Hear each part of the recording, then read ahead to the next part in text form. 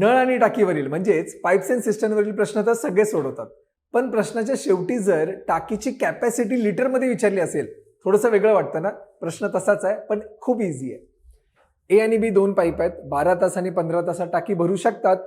तिसरा एक पाईप आहे सी, तासाला 25 लिटर पाणी रिकामी करू शकतो.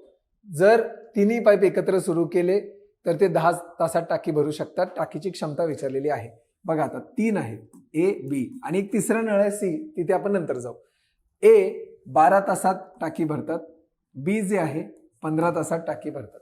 आता तिघे मिळून 10 तासात टाकी भरू शकतात. म्हणजे ए बी आणि सी हे तिघे मिळून 10 तासात टाकी भरतात. आता तिघांचा लसावी किती येतो? तिघांचा लसावी येतो 60, म्हणजे टाकीची क्षमता 60 आहे. ही 60 टाकी भरायला हा 12 तास घेतो, म्हणजे हा 5 भाग भरतो. किती तासात? एका तासात. एका तासात म्हणजे त्याची एफिशियन्सी 5 भागाची आहे. 60 भागिले 15 हा 4 भाग भरतो एका तासात, आणि 60 भागिले 10 6 भाग, म्हणजे याची एफिशियन्सी 6 आहे. आता लक्षात घ्या, 5 आणि 4 हे 9 येणार आहेत, म्हणजे ए आणि बी दोघे मिळून 9 भाग भरतायत. पण ए बी आणि सी तिघे मिळून 6 भाग भरतायत. का बरं असं? बघा ना, ए आणि बी इथे 5 आणि 4 9, पण ए बी सी तिघे मिळून 6 भाग भरतात. असं का? कारण हा जो नळ आहे ना तो रिकामा करतोय.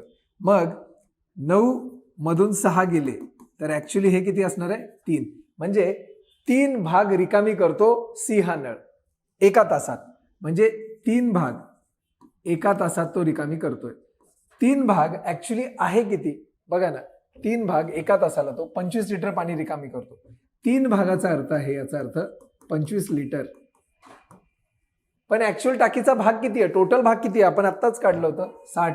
मग 60 भाग म्हणजे किती लिटर? म्हणजे संपूर्ण टाकी किती लिटरची? आता बघा ना, 3 ला कितीने गुणल्यावर 60 येतात? तर 20 ने. मग मला सांगा 25 ला पण आपल्याला कितीने गुणावं लागेल? 20 ने. 25 गुणिले 20 जर तुम्ही केलं, उत्तर येतं 500. म्हणजे टाकीची ऍक्च्युअल कॅपॅसिटी होती 500 लिटर, जे आहे ऑप्शन नंबर 2. किती मस्त प्रश्न आहे बघा ना. अशा पद्धतीने सोडवला तर लगेच उत्तरापर्यंत पोहोचू शकता. व्हिडिओ आवडल्यास नक्की लाईक करा.